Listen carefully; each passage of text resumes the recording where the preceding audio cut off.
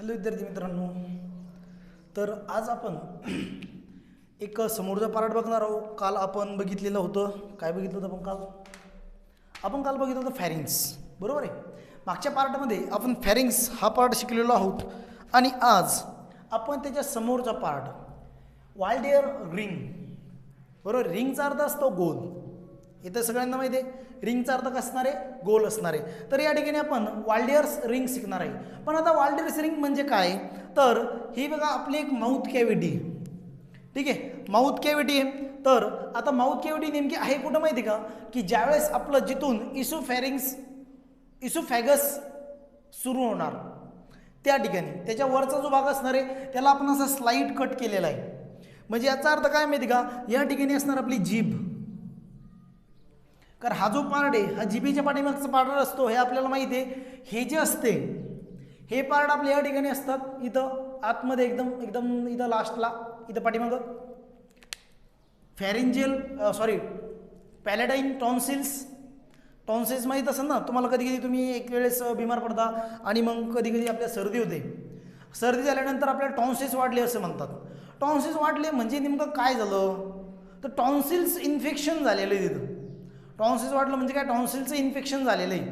मग त्यामुळे आपला घसा खवखवतो, त्रास होतो थोडासा घशामध्ये, थुका गिळताना किंवा आपण ज्यावेळेस गिळतो त्यावेळेस थोडासा अडचण येते, आपल्याला दुखते ते. आणि हे जो पार्ट दिसतोय तुम्हाला हा कुठं असणार आहे, ट्युब्युलो टॉन्सिल्स हा पार्ट ज्या ठिकाणी आपल्या ज्या कानाच्या ज्या इस्टेचियन ट्यूब असतात त्या इथपर्यंत आलेल्या असतील, त्या इस्टेचियन ट्यूबच्या वरच्या बाजूला ट्युब्युलो टॉन्सिल्स आपल्याला दिसतील. आणि फॅरिंजियल टॉन्सिल सगळ्यात वरती, त्या ओरल कॅव्हिटीच्या सगळ्यात वरची बाजू जी असणार फॅरिंग्सची, त्या सॉफ्ट पॅलेट जवळ आपल्याला फॅरिंजियल टॉन्सिल्स आढळतील. तर यांची पोझिशन आहे अशी, म्हणजे आपण त्याला असं कट स्लाइस केलेलं आहे. अशी जीभ आहे इथं, जर तुम्ही इमॅजिनेशन केलं तर ही जीभ असणार. याच्यासमोर मग इथं काय असणार, इथं आपले टीथ असणार, इथं आपले वरतून असे चिक्स असणार, हे इथून आपल्या इकडं वरती इस्टेचियन ट्यूब असेल आणि वरती आपला इथं पॅलेट असणार, जे की आपण सॉफ्ट पॅलेट किंवा हार्ड पॅलेट म्हणतो ट्यूब, फॅरेंजियल्सवाला. आणि या साईडचा पॅलेट जो असतो तो सॉफ्ट पॅलेट, साईडला सॉफ्ट पॅलेटचा पार्ट जो असेल आपण बघितलं होतं काल, हार्ड पॅलेट आणि सॉफ्ट पॅलेट. तर सॉफ्ट पॅलेटच्या जो मागचा बाजू एक अशी बाजू असणार, तर त्या ठिकाणी ते तुम्हाला पॅलेटाईन टॉन्सिल्स दिसतील. तर एक सिम्पल पार्ट आहे, 5 ते 10 मिनिटाचा टॉपिक आहे छोटासा, तो आपण इथं कव्हर करणार आहोत. तर वाल्डेयर्स रिंग, आता काय इथं, lymphatic tissue of pharynx and oral cavity are arrange in a ring like manner. मग लिम्फेटिक टिश्यूचं फंक्शन काय असते नेमकं, तर लिम्फेटिक टिश्यूचं फंक्शन असते इम्युनोग्लोबिन ए रिलीज करणं. काय रिलीज करणार, ते इम्युनोग्लोबिन ए. लक्षात ठेवायचे याचं फंक्शन, लिम्फॅटिक टिश्यूचं फंक्शन काय असतं ते सांगत आहे. इम्युनोग्लोबिन ए हा जो पार्ट आहे, इम्युनोग्लोबिन ए हे तिथून रिलीज करणं किंवा सिक्रीट करणं हे त्याचं काम आहे. मग आता आपली जी इम्युन सिस्टीम आहे, इम्युन सिस्टीममध्ये इम्युनोग्लोबिन एचा एक महत्त्वाचा रोल, इम्पॉर्टंट रोल असतो. मग तो इम्पॉर्टंट रोल फॉलो करण्यासाठी किंवा ते सिक्रेट करण्यासाठी इम्युनोग्लोबिन ए या टॉन्सिल्स वर्क करत असतात. वाल्डेयर्स रिंगमधल्या ज्यावेळेस तुम्ही तोंड असं वाचणार आरशासमोर, तर तुम्ही जर डायग्राम बघितली, 3D डायग्राम जर बघितली, तर तुम्हाला तोंड वाचल्यानंतर हे आपल्या गिळण्याचे, जिथं आपण घास गिळतो एखादा, त्या ठिकाणी आपल्याला थोडंसं असं बाहेर आलेला पार्ट दिसतो. ते असतात आपले पॅलेटाईन टॉन्सिल्स. जर तुम्ही जिभेच्या पाठीमागं असं बोट घातली अशी जिभेच्या एकदम पाठीमागं, तर तुम्हाला हे स्ट्रक्चर सुद्धा जाणवते, ठीक आहे. फक्त हेच आपल्याला थोडंसं जाणवत नाही, हे सुद्धा जाणवते थोडंफार. तर या चारही पण गोष्टी आपण तिथं बघू शकतो, ठीक आहे. आता बघायचं आहे पहिला पॉईंट, फॅरेंजियल टॉन्सिल्स. आता फॅरेंजियल टॉन्सिल्स का म्हटलं, त्याच्या लोकेशनवरून, त्याच्या पोझिशनवरून. आपण काल पण शिकलो, त्याचे नाव आपण कुठून देतो, जनरली त्याच्या पोझिशनवरून. तर pharyngeal tonsils are attach to the pharynx. ते फॅरिंग्सला अटॅच आहे म्हणून त्याला फॅरेंजियल टॉन्सिल्स म्हटलं जातं. कुठं अटॅच येते? फॅरेंजियल टॉन्सिल्सला, फॅरेंजला अटॅच आहे, फॅरेंजला अटॅच आहे म्हणून त्याला फॅरेंजियल टॉन्सिल्स म्हणल्या जाईल. आणि याचा प्रॉब्लेम काय? जे छोटे मुलं असतात त्यांच्यामध्ये एक छोटासा एक प्रॉब्लेम क्रिएट होतो. जर यांची इनलार्जमेंट झाली किंवा त्यांची साईज जर वाढली, फॅरेंजियल टॉन्सिलची साईज जर वाढली तर लहान मुलांमध्ये प्रॉब्लेम येतो आणि आपण त्याला म्हणतो ॲडेनॉइड्स. त्या टर्मला आपण काय म्हणणार? ॲडेनॉइड. मग तुम्हाला इथे लक्ष ठेवायचं आहे, क्वेश्चन विचारला जाऊ शकतो की जेव्हा लहान मुलांमध्ये फॅरेंजियल टॉन्सिलची साईज वाढते, इनलार्जमेंट होते, त्या ठिकाणी त्या कंडिशनला काय म्हटलं जातं? तर त्या कंडिशनला ॲडेनॉइड्स म्हणल्या जाईल. आणि या कंडिशनचा परिणाम त्या लहान मुलावरती काय होणार? तर त्या मुलावरती परिणाम होईल की त्याला डिफिकल्टी इन ब्रीदिंग होईल, म्हणजे श्वास घेण्यासाठी त्रास होईल. स्वेलिंग मीन्स काय? सुजणार तो पार्ट. आता तो जर पार्ट सुजला तर त्या मुलाला श्वास घेणं, रेस्पिरेशन करणं, रेस्पिरेशन करण्यासाठी प्रॉब्लेम येऊ शकतो, येत असतो. कशामुळे? फॅरेंजियल टॉन्सिलची इनलार्जमेंट झाल्यामुळं, त्याची साईज वाढल्यामुळं. मग नंतरचा जो टॉपिक असतो हे झाला आपला पहिला, pharyngeal tonsils. In children enlargement of pharyngeal tonsils refers to as ॲडेनॉइड्स.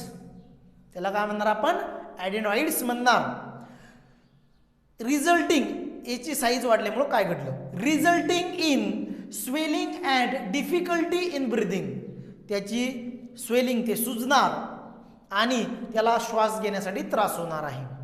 आता ट्युबुल टॉन्सिल्स, ट्युबुल टॉन्सिल्स सिंपल आहे. आपल्या इस्टेचियन ट्यूब ज्या असतात, हे जो पार्ट दाखवलेला आहे आपण, हा इस्टेचियन ट्यूबचा पार्ट आहे. इस्टेचियन ट्यूबच्या अराउंडला, साईडला, बाजूला ते असते अरेंज केलेलं इस्टेचियन ट्यूब. कुठं असणार ते? इस्टेचियन ट्यूबच्या साईडला अरेंज केलेलं असेल. ही इस्टेचियन ट्यूब आहे म्हणजे त्याची साईड ही. कोणते? Tubal tonsils. त्यानंतर हे दोन टॉन्सिल्स कोणते? पॅलेटाईन. आता पॅलेटाईन का म्हणणार त्याला तुम्ही? तर ते पॅलेटला अटॅच आहे म्हणून. फॅरेंजियल टॉन्सिल्स का म्हणलं? ते फॅरिंग्सला अटॅच होतं. ट्युबल टॉन्सिल्स का म्हणलं? ते इस्टेचियन ट्यूबच्या अराउंडला सिच्युएटेड आहे म्हणून. आणि पॅलेटाईन टॉन्सिल्स का म्हणणार? तर ते पॅलेटला अटॅच असल्यामुळं, म्हणजे त्याच्या लोकेशनवरून, त्याच्या पोझिशनवरून आपण त्याला नाव देणार आहे.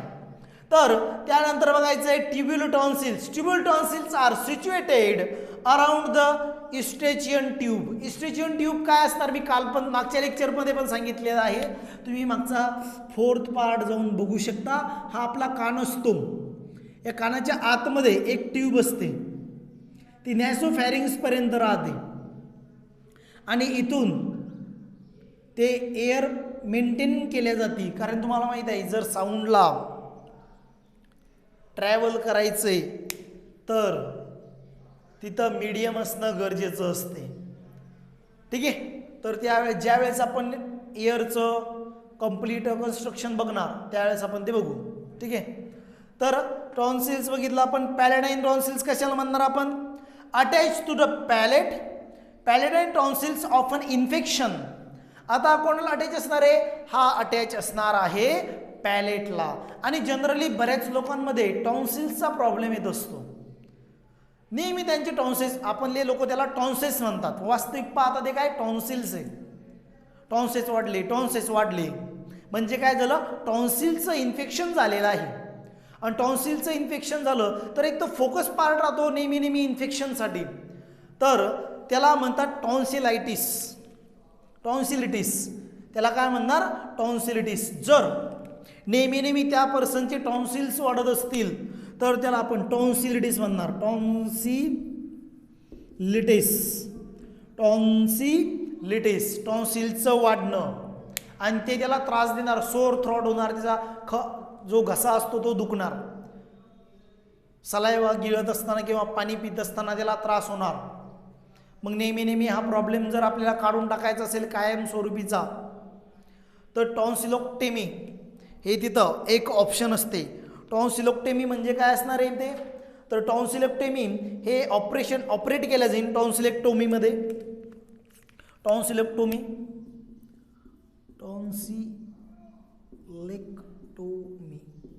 टॉन्सिलेक्टोमी त्यामध्ये त्याला ऑपरेट केल्या जाईल, म्हणजे ऑपरेशन केलं जाईल आणि पॅलेटाईन टॉन्सिल्स काढून घेतल्या जाईल. जर त्या पर्सनला हा प्रॉब्लेम खूप जास्त असेल तर, जेव्हा त्या पर्सनला प्रॉब्लेम जर जास्त असला तर नक्कीच त्यांचं टॉन्सिलेक्टोमी करावं लागते आणि नंतर ते पॅलेटाईन टॉन्सिल्स काय केलं जाईल, काढून घेतलं जाईल. अशा प्रकारे हा वेल्डर्स रिंग आपल्या या ठिकाणी संपलेली आहे. वेल्डर्स रिंग आहे काय, मग परत एकदा बघू की लिम्फेटिक टिश्यू असतात त्या फॅरिंग्स आणि ओरल कॅव्हिटीवर अरेंज आहेत. लिम्फॅटिक टिश्यू ज्या असतील त्या फॅरिंग्स आणि ओरल कॅव्हिटीवरती अरेंज असणार आहे. कशा अरेंज असणार, तर रिंग लाईक मॅनर, अशा गोल अरेंज असणार. मग सगळ्यात वरचा जो पार्ट असणार तो फॅरेंजियल टॉन्सिल्स. मग त्याला फॅरेंजियल टॉन्सिल्स का म्हणणार आपण, कारण तो अटॅच असणार फॅरिंग्सला. मग त्याचा प्रॉब्लेम कोणात येणार, तर त्याचा प्रॉब्लेम येत असतो छोट्या मुलांमध्ये. जर फॅरेंजियल टॉन्सिलची साईज वाढली तर प्रॉब्लेम तोच की तिथं काय होणार, त्यांना श्वास घेण्यासाठी प्रॉब्लेम येणार आणि त्याला आपण म्हणणार ॲडेनॉइड. दुसरं इस्टिच्युएन ट्यूब च्या अराउंडला टॉन्सिल्स असणार, त्याला ट्युबल टॉन्सिल्स म्हणणार. आणि लास्ट पॅलेटाईन टॉन्सिल्स, लिंजिओल टॉन्सिल्स राहिलं त्याआधी पॅलेटाईन टॉन्सिल्स बघा. पॅलेटाईन टॉन्सिल्स काय की पॅलेटाईन टॉन्सिल्स हे पॅलेटला अटॅच असणार. आणि लास्ट जो टॉन्सिल्स राहतो लिंजिओल टॉन्सिल्स, हा आपले जिभेची जी मागची बाजू असते, लास्ट पॉइंट लिंजिओल टॉन्सिल्स. आपण डायग्राम काढलेली टंग त्या व्हिडिओमध्ये आपण ते शिकलेलो आहे टंगमध्ये की लिंजिओल टॉन्सिल्स नेमके असतात कुठं, जिभेच्या, ही जीभ असणार आपली, याच्या पाठीमागच्या बाजूला लिंजिओल टॉन्सिल्स आढळतात, त्या ठिकाणी राहतात ते.